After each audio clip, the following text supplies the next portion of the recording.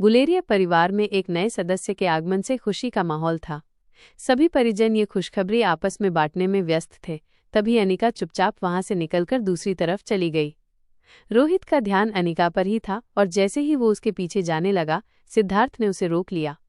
सिद्धार्थ ने रोहित मारवा का आभार व्यक्त करते हुए कहा कि आकाश की वापसी में अनिका के साथ साथ रोहित का भी अहम योगदान है।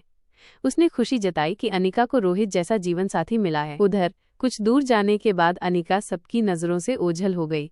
वो अचानक रुक गई और दीवार का सहारा लेकर खड़ी हो गई। उसने अपने हाथ विवेकानंद पोज में जोड़े और कुछ सोचने लगी। अचानक उसकी आंखें बंद हो गईं। अनिका के मन में कई विचार और सवाल आने लगे। सबसे अहम ये था कि आकाश को वापस लाना सिर्फ इसलिए जरूरी नहीं था क्योंकि वो उसका भाई था, बल्कि इसलिए भी क्योंकि ये उसकी सबसे अच्छी दोस्त शिया की जिंदगी का सवाल भी था। अनिका ने सोचा, अब आकाश से जुड़े सभी सच सबके सामने लाने का समय आ गया है। जब आकाश वापस आ गया है तो उन्हें मेरे सभी सवालों का जवाब देना होगा कि उन्होंने आकाश की हकीकत उससे कभी क्यों नहीं छिपाई। इस काम को पूरा करने में काफी समय लगा है। इसी दौरान माँ की दी हुई सभी शर्तें पूरी हो चुकी हैं। जिस शर्त को मैं कभी पूरा नहीं करती, वो भी इस खेल के दौरान अपने आप पूरी हो गई है। रोहित मेरी जान बचाने के लिए मौत के आगे खड़ा हो गया। अब माँ भी ये मान चुकी होंगी कि रोहित के लिए उसकी अनिका उसकी अपनी जिंदगी से ज्यादा जरूरी है। ये विचार आते ही उसकी आंखें तुरंत खुल गईं, मानो किसी बुरे ख्याल ने उसे जगा दिया हो। वो मन ही मन खुद से कहने लगी, मैं जानबूझकर रोहित को ऐसा कभी नहीं करने देती, लेकिन अब जब ये हो ही गया है तो माँ को मेरे हर सवाल का जवाब देना होगा। उन्हें दुनिया के सामने अपनी पहचान उजागर करके वापस पापा और हम सबके साथ आकर रहना होगा। जब माँ मुझे मिलेंगी तो मैं उनसे अपने हर सवाल का जवाब लूंगी और उन्हें मेरे हर सवाल का जवाब देना ही होगा। अनिका अभी अपने विचारों में ही खोई थी कि डॉक्टरों की एक टीम उसके पास आ खड़ी हुई। उसका ध्यान भंग हो गया। सामने खड़ी सीनियर डॉक्टर मिस नारंग ने मुस्कुराते हुए अनिका की ओर हाथ बढ़ाया और बधाई दी। Congratulations doctor. अनिका ने भी हाथ बढ़ाया और आश्चर्य से देखा। ये जानना चाहा कि बधाई किस लिए थी। मिस नारंग ने अपनी बड़ी मुस्कान के साथ आगे कहा, हम सब बहुत खुश हैं। आखिरकार आपको अपनी याददाश्त वापस मिल गई। आप नहीं जानती कि आपकी याददाश्त और काबिलियत एक इंसान के लिए कितनी जरूरी है। ये जानना हो तो कोई हमसे पूछे। मिस नारंग की खुशी उनके चेहरे पर साफ झलक रही थी। पीछे खड़े सभी डॉक्टर भी उतने ही खुश थे, मानो उन्होंने कोई बड़ी ट्रॉफी जीत ली हो। वे सभी बारी बारी अनिका को बधाई देने लगे। आकाश की सेहत का अपडेट और अनिका का फैसला। तभी करण भी वहीं आ गए। मिस नारंग ने उन्हें देखकर कहा, हेलो मिस्टर गुलेरिया। करण ने हल्की सी गर्दन हिलाकर मुस्कुराते हुए पूछा, डॉक्टर, अब आकाश की तबीयत कैसी है और आपके हिसाब से वो कितने दिनों में ठीक हो जाएगा? मिस नारंग ने जवाब दिया, मिस्टर आकाश बिल्कुल ठीक है, बस उन्हें पहले जैसा होने में कम से कम 1 महीने का समय लगेगा। हालांकि मैं आपको बता दूं कि सबसे अच्छी बात यह है कि मिस्टर आकाश को कोई आंतरिक चोट नहीं है। उम्मीद है कि कोई बीमारी भी नहीं होगी। उनके सभी चेकअप से अभी तक यही बात सामने आई है। बाकी औपचारिकताओं के लिए उनके ब्लड सैंपल लैब भेज दिए गए हैं। उम्मीद है सब अच्छा होगा। ठीक उसी वक्त प्रीति भी वहां आ गई और डॉक्टर की बात सुन ली। उसने हैरानी से कहा, 1 महीना, ये बहुत ज्यादा नहीं है? प्रीति की आवाज सुनकर सभी उसकी ओर देखने लगे। प्रीति के चेहरे पर हैरानी थी। अपनी बात कहने के बाद वो अनिका की तरफ देखने लगी। डॉक्टर नारंग ने मुस्कुराकर प्रीति की तरफ देखते हुए कहा, डॉक्टर प्रीति, आओ आओ। हमारी युवा पीढ़ी की यही सबसे बड़ी समस्या है कि उनमें धैर्य नहीं है, पर तुम तो एक डॉक्टर हो, इस तरह अधीर होने से काम नहीं चलेगा। अनिका ने हल्की मुस्कान के साथ मिस नारंग से कहा, चिंता मत कीजिए डॉक्टर, आपको आकाश को इतने दिन तक ऑब्जर्वेशन में नहीं रखना पड़ेगा। उसके ठीक होने के लिए 1 हफ्ता काफी होगा, और वो भी घर पर। हम आज ही आकाश को साथ ले जाएंगे। अनिका की इस बात पर मिस नारंग मुस्कुराकर बोली, इसीलिए मैंने कहा कि पूरी मानवता को आपकी जरूरत है। मुझे यकीन है कि अगर आप ये कह रही हैं तो ऐसा ही होगा। आप खुद आकर एक बार मिस्टर आकाश को क्यों नहीं देख लेती? इससे हमें भी तसल्ली हो जाएगी। अनिका को मिला रहस्यमय पत्र। अनिका ने बिना कुछ कहे हल्की मुस्कान के साथ अपनी गर्दन हाँ में हिला दी। इसके बाद वे सभी आकाश के कमरे की तरफ बढ़ गए। अनिका ने आकाश का अच्छी तरह से निरीक्षण किया और फिर मेज पर रखे कागजों पर कुछ दवाइयां और दिनचर्या लिख दी। अनिका अभी मिस नारंग और प्रीति को दवाइयों और फॉलोअप के बारे में बता ही रही थी कि ये कुछ आयुर्वेदिक दवाइयां हैं जिन्हें वो फार्मेसी से मंगा ले। इससे पहले कि अनिका कुछ और कह पाती, सभी को कमरे के दरवाजे से एक आवाज सुनाई दी, क्या अनिका मैडम यहीं पर हैं? इस आवाज के आते ही सभी का ध्यान दरवाजे की ओर गया।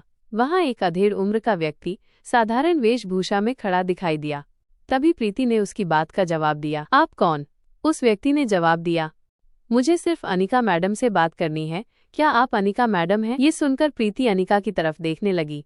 अनिका ने कहा, हाँ बोलो, मैं ही अनिका हूँ। अब वो व्यक्ति 2 कदम आगे बढ़ा और अपनी जेब से एक लिफाफा निकालकर अनिका की ओर बढ़ाया और कहा, नमस्ते मैडम, ये आप तक पहुँचाना मेरी जिम्मेदारी थी जो पूरी हो गई। अनिका ने उसे पकड़ते हुए पूछा, ये क्या है? उस व्यक्ति ने जवाब दिया, मैडम ठीक नहीं मालूम, पर मुझे लगता है कि इसमें पत्र है, क्योंकि साहब ने कहा था कि अनिका मैडम को देने के बाद कहना कि हो सके तो इसे जल्द से जल्द पढ़ ले। ये सुनकर अनिका ने फिर से उस व्यक्ति से एक सवाल पूछा, किस साहब ने? किसका लेटर है? उस व्यक्ति ने अपने दोनों हाथ जोड़े और कहा, वो सब आप खुद देख लीजिए मैडम। नमस्ते मैडम, चलता हूँ। इतना कहने के बाद वो मुड़ा और वहां से चला गया। अनिका ने उसे रोकने की कोशिश नहीं की।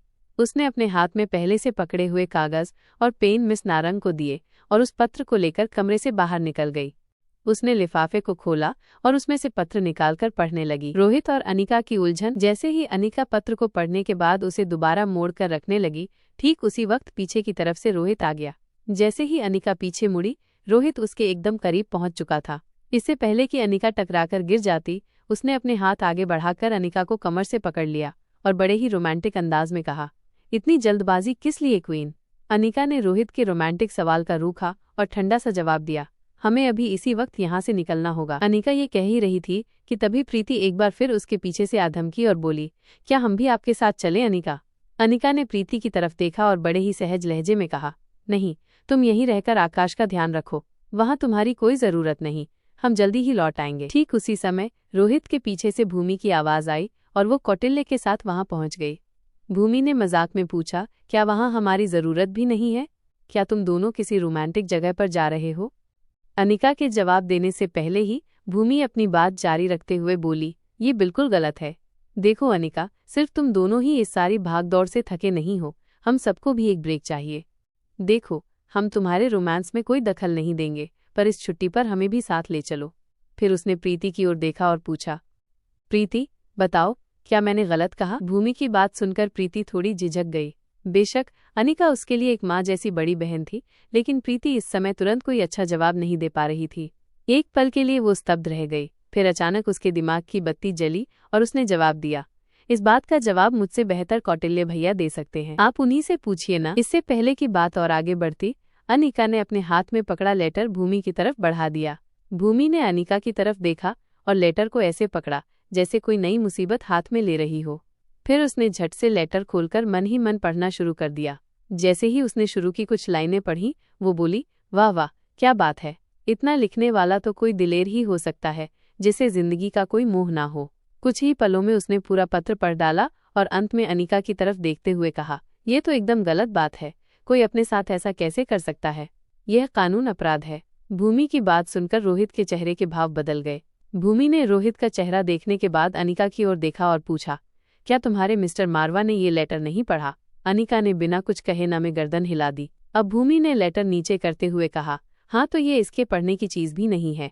फिर एक पल की खामोशी के बाद उसने फिर से अनिका की तरफ देखकर पूछा, क्या सच में तुम ये रोहित को नहीं दिखाने वाली हो? अनिका ने बिना कुछ कहे एक लंबी गहरी सांस ली। फिर बिना कुछ कहे उसने अपनी एक हाथ की हथेली आगे करते हुए भूमि से वो लेटर ले लिया और कहा, वो इसे गाड़ी में पढ़ लेंगे, फिलहाल हमें आगे बढ़ना चाहिए। इसके बाद अनिका ने बिना कुछ कहे प्रीति को वहीं रुकने का इशारा किया और भूमि व कौटिल्य को साथ आने की इजाजत दे दी। जैसे ही वे सब हॉस्पिटल से बाहर निकलने लगे, अब्दुल्ला और चिराग भी बिना किसी देरी के पूरी सिक्योरिटी के साथ उनके पीछे चल पड़े। रोहित और अनिका दोनों ही आकाश से बात करना चाहते थे, लेकिन इस वक्त वो बात करने की स्थिति में नहीं था। उसके लिए एक शब्द बोल पाना भी बेहद मुश्किल था। उसका शरीर इतना कमजोर हो चुका था कि सिवाय हड्डियों के ढांचे के उसमें कुछ नहीं था। उसकी सारी शक्ति जैसे खत्म हो चुकी थी। आकाश केवल अपनी सांसों को थामे किसी उम्मीद में जिंदा था। अच्छी बात बस यही थी कि उसकी इच्छा शक्ति ने उसे किसी भी तरह के अनहोनी होने से बचा लिया था।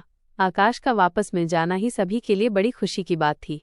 इसके अलावा एक और खुशी ने नवजात शिशु के रूप में गुलेरिया परिवार के दरवाजे पर दस्तक दे दी थी। अगर ये दो खुशियां सामने ना आती तो गुलेरिया परिवार का हर सदस्य आकाश की ऐसी हालत पर खुद को रोने से रोक नहीं पाता। हर सदस्य अपने आप को इसलिए संभाले हुए था ताकि उनका रोना देखकर सामने वाले कमजोर ना पड़ जाएं। इस वक्त आकाश और श्रेया दोनों के ही सामने खुशनुमा माहौल बनाए रखना उनकी नैतिक जिम्मेदारी थी। अनिका आकाश को छोड़कर जाना नहीं चाहती थी, लेकिन जाना बेहद जरूरी था। इसलिए प्रीति को आकाश की जिम्मेदारी सौंपकर वो रोहित के साथ अपने नए काम को अंजाम देने के लिए आगे बढ़ गई। ये स्वाति की एक रिसर्च लैब थी जो एक अंडरग्राउंड लेकिन बेहद अत्याधुनिक जगह पर थी। हर तरफ ऐसी ऐसी मशीनें रखी हुई थी जिन्हें देखकर ये समझ पाना भी मुश्किल था कि उनका उपयोग क्या है और उन्हें प्रयोग किस प्रकार किया जाता है। उनकी क्षमता व कार्यशैली गजब की थी। इनमें से अधिकतर मशीनें स्वचालित थीं, जिनमें किसी भी प्रकार की आवाज या शोर जैसी कोई दुविधा नहीं थी। कुछ अपनी ही जगह पर रखी हुई अपने अपने कार्य में जुटी हुई थी, जबकि कुछ मशीनें एक जगह से दूसरी जगह पर हिलती हुई दिखाई दे रही थी। यहाँ पर मौजूद ज्यादातर सभी मशीनें स्वाति की अपनी रचनाएं थीं। इन्हीं सबके बीच में फर्श पर रखी हुई एक गोल सी आकृति नुमा बड़ी सी डिवाइस के सामने स्वाति खड़ी दिखाई दे रही थी, जिसके हाथ लगातार तेजी से चलते हुए दिखाई दे रहे थे। इस गोल डिवाइस से निकलने वाली रेस से अलग अलग तरह की आकृतियां बनती बिगड़ती दिखाई दे रही थीं, जिन्हें स्वाति एक के बाद एक स्वाइप करती हुई नजर आ रही थी। उसी समय बूढ़े बाबा लैब के दूसरे हिस्से से अपना काम खत्म करके आते हुए दिखाई दिए। वे अपनी किसी नई खोज को लेकर स्वाति से बात करना चाहते थे। स्वाति के पास लगभग 10 कदम की दूरी पर रुककर उन्होंने कुछ पल तक उसके काम को देखा और समझ गए कि वो क्या करने की कोशिश कर रही थी।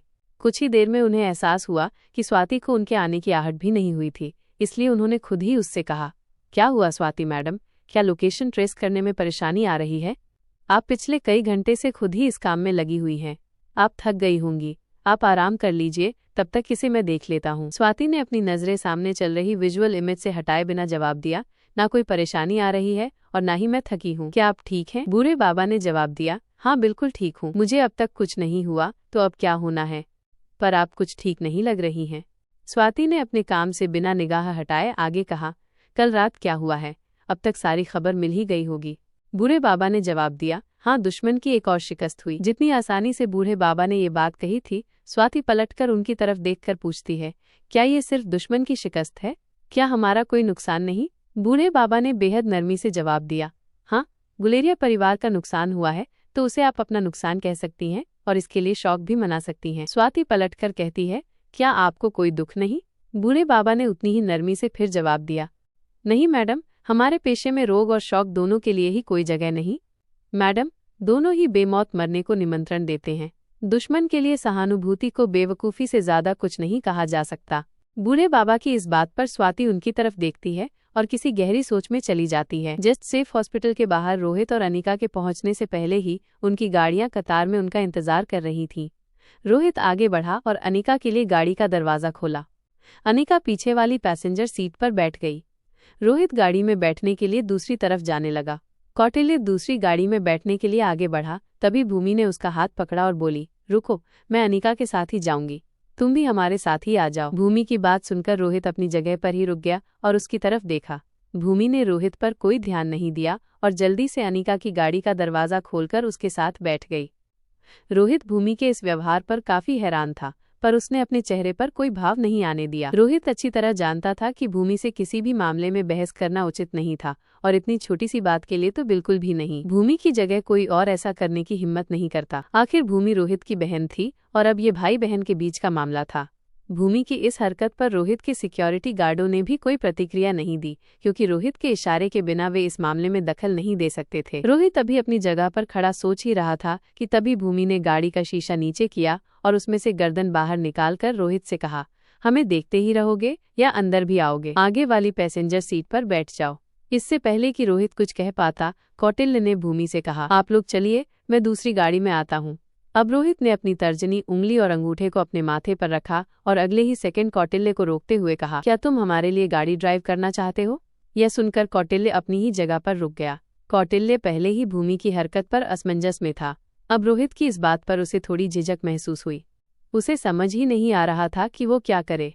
फिर उसने बिना कुछ सोचे समझे हाँ कर दिया। वैसे भी रोहित को इनकार करने का सवाल ही नहीं उठता था। अब रोहित ने ड्राइवर को इशारा किया। ड्राइवर बाहर निकलकर एक तरफ खड़ा हो गया। अब कौटिल्य आगे बढ़ा और ड्राइवर सीट पर बैठ गया और रोहित उसके साथ वाली पैसेंजर सीट पर। कौटिल्य अभी भी मन ही मन इसी सवाल में उलझा हुआ था कि भूमि को ऐसा करने की क्या जरूरत थी। वे दोनों दूसरी गाड़ी में आराम से साथ चल सकते थे। कौटिल्य के मन में ये विचार इसलिए नहीं आ रहे थे कि उसे ड्राइव करना पड़ रहा था, बल्कि उसकी वजह ये थी कि उसे भूमि के साथ कुछ पर्सनल वक्त मिल जाता। इसके अलावा रोहित का व्यक्तित्व ही ऐसा था कि किसी के लिए भी बिना किसी झिझक के उसके साथ बैठना बेहद मुश्किल होता था। भूमि के इस व्यवहार का सिर्फ एक ही कारण था, और वो ये कि वो लेटर पहले ही पढ़ चुकी थी।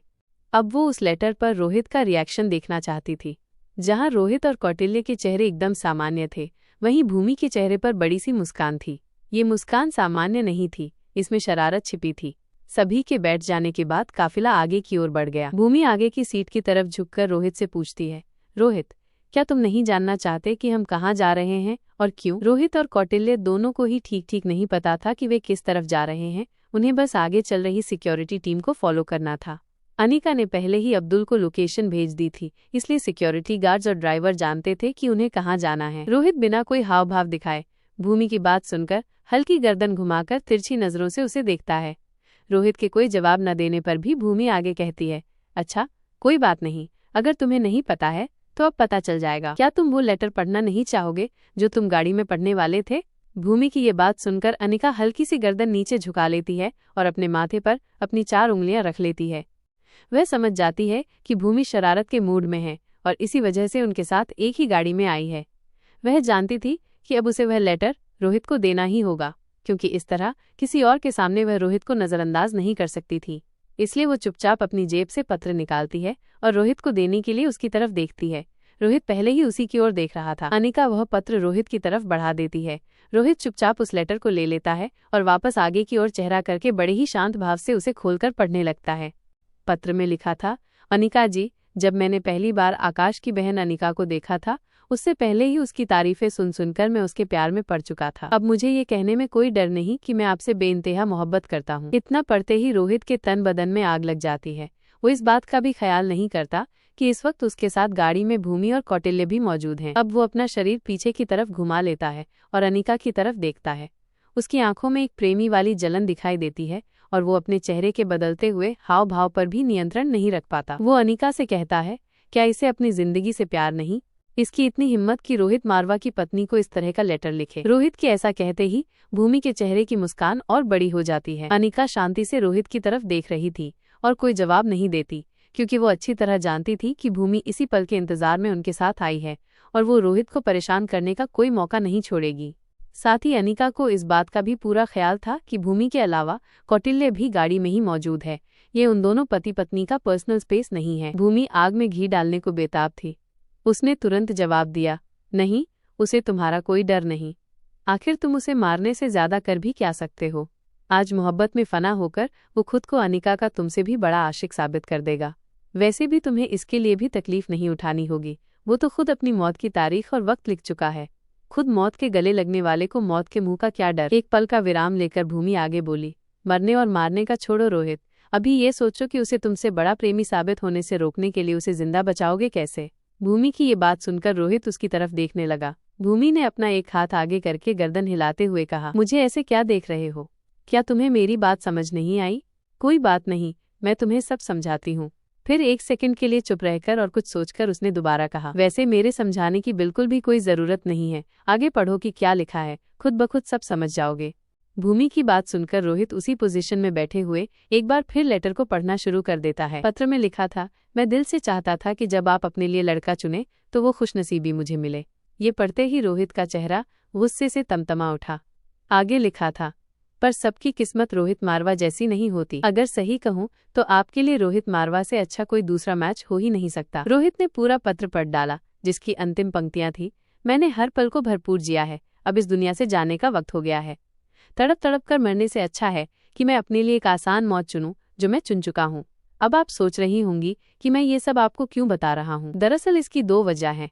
पहली ये कि अगर आपके दुश्मनों से जुड़ी हुई कोई इन्फॉर्मेशन मेरे पास हो और आप उसके बारे में ना जानती हो, तो मैं आपको दुनिया छोड़ने से पहले वो दे सकूं। आप यहाँ आकर मुझसे कोई भी सवाल पूछ सकती हैं, मैं उसका सच सच जवाब दूंगा। और दूसरी, मैं मरने से पहले आपको आखिरी बार देखना चाहता हूँ।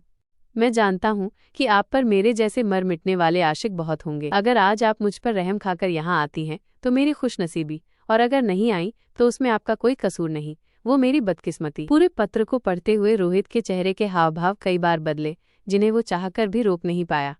यह पढ़ लेने के बाद रोहित ने एक बार फिर अनिका की तरफ देखा। रोहित अच्छी तरह जानता था कि इन सब बातों का अनिका पर कोई असर नहीं पड़ता। अनिका की जिंदगी में रोहित की जगह कोई नहीं ले सकता था, यहाँ तक कि अनिका की नज़रों में अच्छे या नज़दीकी लोगों में शामिल होना भी आसान काम नहीं था। लेकिन फिर भी वो बेचैन होकर कहता है, यह इस आदमी की कैसी बदतमीजी है। उसने कहा, और तुमने मान लिया। मैं अच्छी तरह जानता हूँ कि ये तुम्हें वहाँ बुलाने के लिए सिर्फ नाटक है, ताकि वो तुम्हारी निगाहों में खुद को अच्छा साबित कर सके। फिर एक पल रुककर आगे कहता है, मुझे ये भी अच्छी तरह पता है कि तुम्हें इस तरह किसी के जीने मरने से कोई फर्क नहीं पड़ता, लेकिन फिर भी हम वहाँ क्यों जा रहे हैं? देखो अनिका, ये किसी तरह का जाल भी हो सकता है। तुम उस पर भरोसा कैसे कर सकती हो? इतना कहकर रोहित एक पल के लिए चुप हो गया, लेकिन अनिका ने कोई जवाब नहीं दिया। अनिका बहुत कुछ कहना चाहती थी, पर इस वक्त चुप रहना ही बेहतर था, इसलिए वो सिर्फ रोहित की तरफ देखती रही। अब रोहित से अनिका की खामोशी बर्दाश्त नहीं हुई और वो आगे कहता है, अच्छा ठीक है, अगर तुम वहां जाना ही चाहती हो तो कम से कम पूरी तैयारी के साथ जाना चाहिए। रोहित की ये सब बातें सुनकर अभी तक सिर्फ भूमि मुस्कुरा रही थी, लेकिन अब कौटिल्य के चेहरे पर भी हल्की हल्की मुस्कान दिखाई देने लगी। वो किसी तरह अपने चेहरे के हाव भाव छुपाकर सामने की तरफ देखता रहा। दुनिया जानती थी कि रोहित मारवा को ऐसी छोटी मोटी जगह जाने के लिए पहले से किसी खास तैयारी की जरूरत नहीं थी, लेकिन फिर भी वो अनिका को रोकने के लिए ऐसे बहाने बना रहा था। वो ये भी जानता था कि अगर अनिका ने विक्की को बचाने जाने का फैसला लिया है तो उसके पीछे वजह उसका भेजा हुआ लव लेटर या उसकी आखिरी ख्वाहिश नहीं हो सकती, बल्कि अनिका के दिमाग में कुछ और ही चल रहा होगा।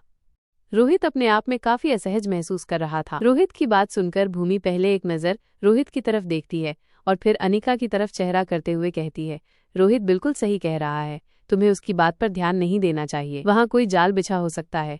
माना कि तुम दोनों अपने आप में ही दो बड़ी पलटन हो और तुम्हारी सिक्योरिटी टीम न तोड़ी जा सकने वाली लोहे की दीवार जैसी है, लेकिन फिर भी तुम दोनों इस तरह बिना तैयारी के अचानक से कहीं कैसे जा सकते हो?